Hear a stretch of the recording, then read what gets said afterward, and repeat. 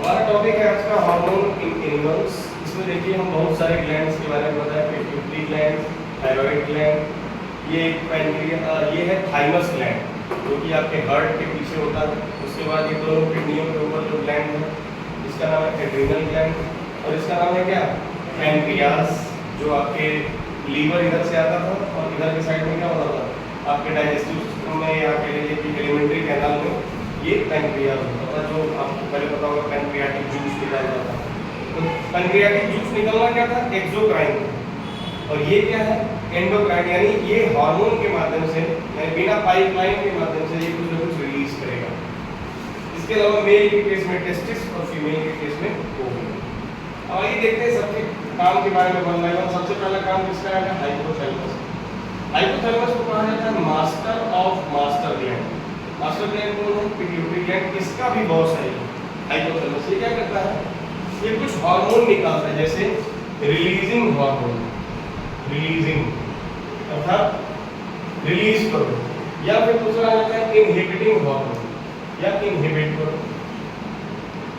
यानी ये pituitary gland के पास मैसेज भेजेगा कि हाँ भाई तुम अब हार्मोन रिलीज करना शुरू करो या हार्मोन रिलीज करना रोक दो। तो ये इस पिट्यूटरी ग्लैंड का मास्टर है। इसके अलावा भी इसके अंदर वो काम पड़े थे कि हाइपोथैलेमस क्या करता है, भूख को, प्यास को, शरीर के तापमान को, इमोशंस को, बहुत सारे फंक्शंस को कंट्रोल करता था, लेकिन that was by the means of neurons, nerve system के माध्यम से ये सब काम करता था। अभी यहाँ क्या कर रहा है, कुछ हार्मोन्स भी रिलीज कर रहा है, तो इसलिए इसको ग्लैंड कहने लगे। हाइपोथैलेमस ग्लैंड का भी काम कर रहा है और ब्रेन का एक महत्वपूर्ण हिस्सा भी है। पिट्यूटरी ग्लैंड जो काफी छोटे साइज की है, लेकिन बहुत सारे हार्मोन निकालती है। देखिए जरा आपके सिलेबस में जो दिया है वो दिया है पिट्यूटरी ग्लैंड से निकलने वाला जो हार्मोन है वो कौन है, पिट्यूटरी ग्लैंड से निकलने वाला hormone growth hormone, growth hormone. इसके अलावा भी बहुत सारे हार्मोन निकालता है पिट्यूटरी ग्लैंड, जैसे TSH, FSH, LH, thyroid stimulating hormone. मैंने कहा था ना कि ये सभी अंगों को कंट्रोल करते हैं। जैसे मान लो ये थायराइड के पास मैसेज भेजना है तो उसका नाम है थायराइड स्टिमुलेटिंग हार्मोन। यहाँ फॉलिकल स्टिमुलेटिंग हार्मोन, यहाँ ओवरी के अंदर जो फॉलिकल्स हैं उनको स्टिमुलेट करता है, ल्यूटिनाइजिंग हार्मोन। ऐसे बहुत सारे हार्मोन्स निकालता है और इस प्रकार से सभी ग्लैंड्स को कंट्रोल करता है। तो ये हो गए, लेकिन आप लेवल पर पढ़ना है किसके बारे में, ग्रोथ हार्मोन के बारे में। तो क्या करता है कि आपके शरीर में जब ये रिलीज हो जाता है तो हर एक अंग का एक निश्चित इक्वेशन में क्या होने लगता है, ग्रोथ होने लगता है। आप एक निश्चित लंबाई तक बढ़ पाते हैं और उसके बाद ये ग्रोथ की प्रक्रिया रुक जाती है। लेकिन कभी कभी इस ग्रोथ हार्मोन की मात्रा ज़्यादा रिलीज हो जाती है, और जब ज़्यादा रिलीज हो जाएगी तो क्या होगा, निश्चित तौर पे जो व्यक्ति होगा उसके ऑर्गन्स, हाथ पैर बहुत लंबे लंबे हो जाएंगे, यानी कोई विशेष निश्चित रेशियो नहीं रह जाएगा और शरीर बिल्कुल विशालकाय हो जाएगा। और विशालकाय शरीर होना एक बीमारी है, इसको कहते हैं क्या, एक्रोमेगाली, एक्रोमेगाली या जाइजेंटिज्म। बहुत विशालकाय शरीर हो जाता है, ठीक है। जैसे खली को आपने देखा होगा, काफी लंबा चौड़ा सा, तो पीड़ित है, ग्रोथ हार्मोन का सिक्रीशन बहुत ज्यादा हो गया उसको। और अगर इसी ग्रोथ हार्मोन का सिक्रीशन कम होने लगे तो लो सिक्रीशन पर क्या होगा, लो हुआ तो सब हो जाएगा डॉर्फिज्म। कई सारे आपने भौने भी देखे होंगे, अक्सर सर्कस में कॉमेडी करने के लिए आते हैं, जो छोटे छोटे भौने उनके अंदर क्या होगा, ग्रोथ हार्मोन पिट्यूटरी ग्लैंड से सही मात्रा में रिलीज नहीं होगा, तो निश्चित लंबाई तक भी बढ़ जाए तो उनकी लंबाई। दूसरा अगला ग्लैंड है हमारा थायराइड ग्लैंड, जो आपके गले के पास नेक के थ्रॉट वाले रीजन में प्रेजेंट है, और इसका काम क्या है, बटरफ्लाई की शेप में ये है, और इसका काम क्या है, थायरोक्सिन हार्मोन निकालना। कौन सा हार्मोन, थायरोक्सिन। थायरोक्सिन एक हार्मोन है जो आयोडीन की प्रेजेंस में रिलीज होता है। यदि आपके शरीर में, आपकी डाइट में आयोडीन की पर्याप्त मात्रा है तो आपके शरीर में पर्याप्त मात्रा में थायरोक्सिन हार्मोन रिलीज होगा। और ये थायरोक्सिन हार्मोन करता क्या है, तो ये थायरोक्सिन हार्मोन मेटाबॉलिज्म को कंट्रोल करता है। मेटाबॉलिज्म, आपको पता है मेटाबॉलिज्म क्या है? मेटाबॉलिज्म दो भागों में बटा है, कैटाबॉलिज्म और एनाबॉलिज्म। एनाबॉलिज्म क्या था? ब्रेक डाउन, यानी कोई चीज टूट जाए। और एनाबॉलिज्म का मतलब क्या? फॉर्मेशन, यानी आपके शरीर में हर समय कुछ न कुछ टूट रहा है। भाई केमिकल रिएक्शन हो रहे हैं, तो केमिकल रिएक्शन की वजह से कोई बड़ा सा कंपोजिशन डीकंपोज होकर छोटे छोटे सब्स्टिट्यूएंट्स में बढ़ जा रहा है, या कुछ न कुछ बन रहा है, कोई नई प्रोटीन बन रही है आपके अंदर, कोई नए अमीनो एसिड्स मिल करके आपके शरीर का निर्माण कर रहे हैं। तो बनना या टूटना, यही दो मुख्य प्रक्रियाएं आपके शरीर के अंदर हो रही है। और ये सभी प्रक्रियाओं को कंट्रोल करता है कौन? Thyroid gland. अगर ये थायराइड ग्लैंड सही मात्रा में न रिलीज हुआ तो आपके मेटाबॉलिक प्रोसेसेस क्या हो जाएंगे? स्लो हो जाएंगे। अब ये थायरोक्सिन हार्मोन जो है आयोडीन की प्रेजेंस में निकलता है। अगर आपकी डाइट में आयोडीन की मात्रा नहीं है तो क्या होगा? थायरोक्सिन हार्मोन कम निकलेगा और आपको हो जाएगा क्या?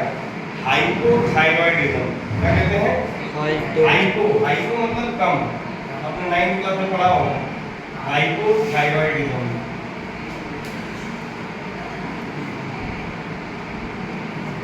है ना? 9th क्लास में आपने हाइपो वर्ड, हाइपर वर्ड ये सब पढ़ा होगा जब हम डिफ्यूजन को पढ़ रहे थे या ऑस्मोसिस को पढ़ रहे थे। तो हाइपोथायरॉयडिज्म की वजह से क्या हो जाता है? एक बीमारी हो जाती है गले में, आपका नेक वाला जो रीजन है वो फूल सा जाता है, इसको कहते हैं क्या? गॉइटर। ठीक, तो गॉइटर हो जाता है। तो ये सवाल ये पूछा जाता है कि थायराइड ग्लैंड कहाँ पर प्रेजेंट होती है, कौन सा हार्मोन रिलीज करती है, इसके लिए कौन सा मिनरल आवश्यक है डाइट में, और साथ ही साथ इसकी डेफिशिएंसी से कौन सी बीमारी हो जाती है। हालांकि थायराइड पर अभी भी रिसर्च चल रही है, बहुत सारे इसके फंक्शंस हैं, महिलाओं में तो खास करके जो पता किए जा रहे हैं। अभी भी रिसर्च का होता है क्या क्या इनके क्या क्या फंक्शंस हैं। लगभग 60 से अधिक फंक्शंस थायराइड करता है, थायरोक्सिन हार्मोन करता है। तो मैंने कहा है कि जितना भी मेटाबॉलिक या जितना भी एनाबॉलिक प्रोसेस है सब में इसका कुछ न कुछ रोल है। आइए आगे बढ़ते हैं। अगला ग्लैंड दिया इससे नीचे थाइमस ग्लैंड। थाइमस ग्लैंड क्या होता है? थाइमस ग्लैंड इसको मैं मिटा देता हूँ, एक बार समझिएगा। थाइमस जो ग्लैंड है ये आपके हार्ट के ठीक पीछे है, और नाम से ही स्पष्ट है कि टी से थाइमस और टी से ही ये एक सेल निकलता है जिसका नाम है क्या? थायरोक्सिन। क्या नाम है उनका? T cell. टी सेल्स विशेष रूप से एक सेल है जो आपके शरीर में बनती है, और इनका काम क्या है? किल करना बाहर से अगर कोई एंटीजन आ जाए आपके शरीर में। तो ये कुल मिला के क्या करते हैं? एंटीजन से आपके शरीर की रक्षा करते हैं। कोई बैक्टीरिया, कोई वायरस, कोई भी इन्फेक्टिव एजेंट अगर आपके शरीर में घुसना चाहे तो उससे लड़ने का ये काम करते हैं। साइटोटॉक्सिक नेचर के होते हैं, सेल्स को किल कर देते हैं जो बाहर से आ रहे हैं। तो ये टी सेल्स आपको इम्यूनिटी प्रोवाइड करते हैं।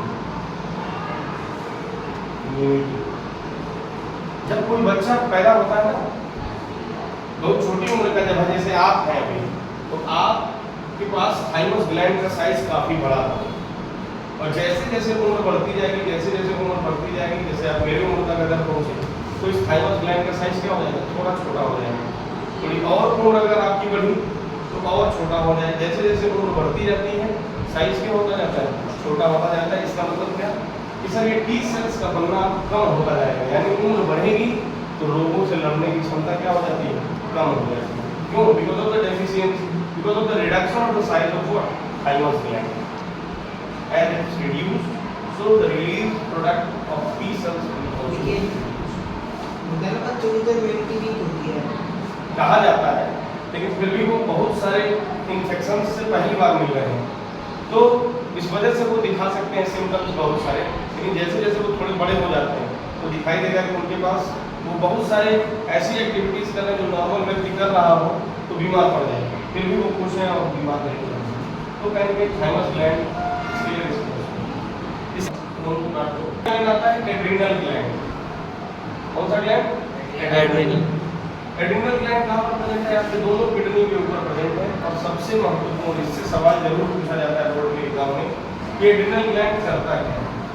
एड्रिनल ग्लैंड आपके स्ट्रेस सिचुएशन में निकलते हैं। स्ट्रेस हार्मोन, स्ट्रेस हार्मोन इसको कहते हैं, या फाइट और फ्लाइट हार्मोन भी कहते हैं। आपने कभी गिलहरी को देखा होगा जब वो सड़क को पार करने की कोशिश कर रही होगी, तो कई बार गिलहरी पेड़ से उतरती है, बिल्कुल आपकी बाइक के आगे से पार करके निकल जाती है। और कई बार ऐसा होता है कि जब देखती है कि मैं बाइक से दब सकती हूँ, तो आपके पास तक आती है, फिर रिटर्न होकर के पेड़ पर वापस चल जाती है।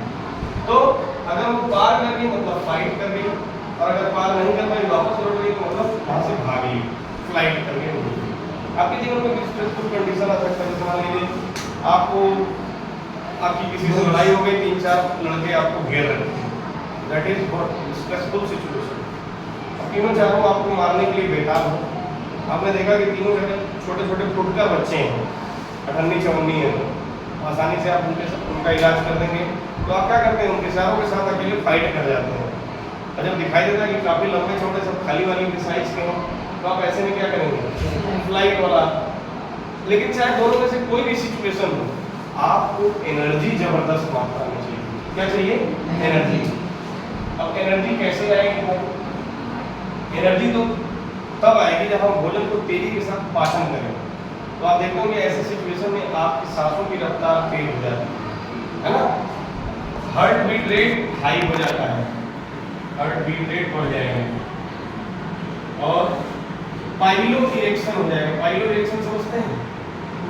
आपके शरीर के जो बाल हैं वो खड़े हो जाएंगे, बिल्कुल रोए तैयार हो जाएंगे, है ना, स्वेटिंग होना चालू हो जाएगा, तेजी से पसीने आने लगेंगे ना।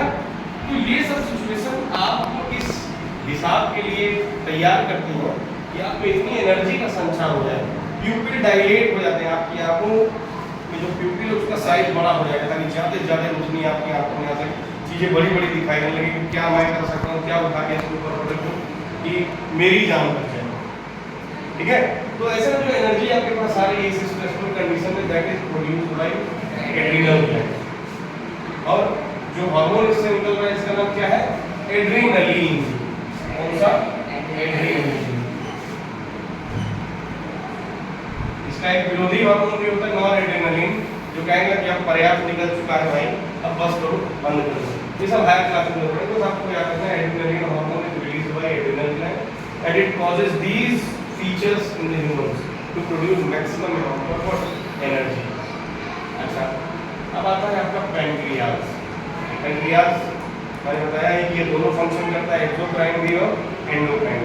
एक्सोक्राइन तब करता था जब वो पैनक्रियाटिक जूस निकालता था, जिसमें आपके बहुत सारे एंजाइम्स निकलते थे, आपको याद होगा कि डाइजेस्टिव एंजाइम, जैसे कि सबसे पहला एंजाइम था आपका लाइपेज, ट्रिप्सिन, एमाइलेज, है ना, ये सारे जो एंजाइम्स निकलते थे इसी से निकलते थे। अब देखिए यहाँ की हार्मोन निकालने का भी काम करेगा। दो हार्मोन इससे निकलते हैं, पहला है इंसुलिन और दूसरा है ग्लूकेगॉन। आपके सिलेबस में ग्लूकेगॉन के बारे में बहुत चर्चा नहीं किया है, आपको मतलब किससे नहीं, इंसुलिन से, 10th स्टैंडर्ड। इंसुलिन निकलता है इसी पैनक्रियाज से, इसके आइलेट्स ऑफ लैंगरहैंस से विशेष प्रकार की सेल्स होती हैं जो निकालती हैं इंसुलिन। और इनका काम क्या है? इनका काम ये है कि जो आपके डाइजेस्टिव सिस्टम है, मान लीजिए डाइजेस्टिव सिस्टम है हमारा, और इसमें भोजन प्रेजेंट था, इस भोजन में क्या उपस्थित था? ग्लूकोज। ग्लूकोज प्रेजेंट था, तो इस ग्लूकोज को उसने किसमें भेज दिया? ब्लड वेसल में। डाइजेस्टिव सिस्टम से आपको पता होगा फिंगर लाइक प्रोजेक्शंस प्रेजेंट थी, वहां पर एब्जॉर्ब करती थी पचे हुए भोजन को, किसमें भेज देती थी? ब्लड, बिलाई, बिल्कुल बहुत अच्छा नाम बताया। अब ब्लड वेसल में जब ये चली गई, ब्लड वेसल में, तो इसको कहाँ जाना है? सर ब्लड वेसल के माध्यम से ये चली जाएगी कहाँ? हर एक सेल के पास। तो ब्लड वेसल हर एक सेल की मदद से गुजर रही है, तो हर एक सेल को ये क्या करेंगे? अपने पास उपस्थित ग्लूकोज को दे देंगे। इसमें ग्लूकोज था, ये ग्लूकोज किसके पास चला गया? ब्लड वेसल में, और ब्लड वेसल से कहाँ चला गया? सेल में। ये तो नॉर्मल प्रक्रिया है। और ये ब्लड वेसल से सेल में जो जाने की प्रक्रिया है, ये किसकी वजह से होता है? इंसुलिन की। इंसुलिन अगर है तो आपके ब्लड में ग्लूकोज नहीं रहेगा, ब्लड से वो कहाँ चला जाएगा? सेल में। सेल क्या करेगा?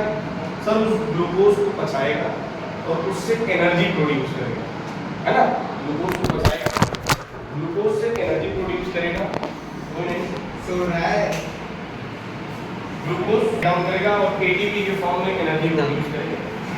वो एनर्जी आपके पास अगर है तो आप उससे अपने जीवन की सभी प्रक्रियाएं कंप्लीट करते हो।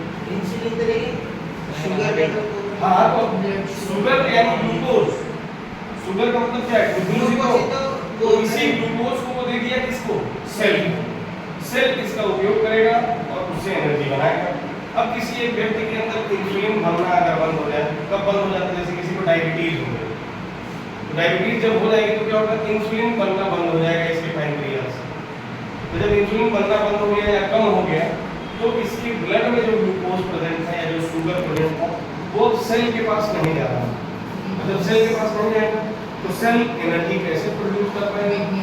तो आपके ब्लड में तो खूब शुगर है, लेकिन आपके सेल में आपको कोई शुगर नहीं है। जिसको शुगर चाहिए उसको शुगर मिल नहीं रहा है, जिससे आपको एनर्जी नहीं महसूस होगी।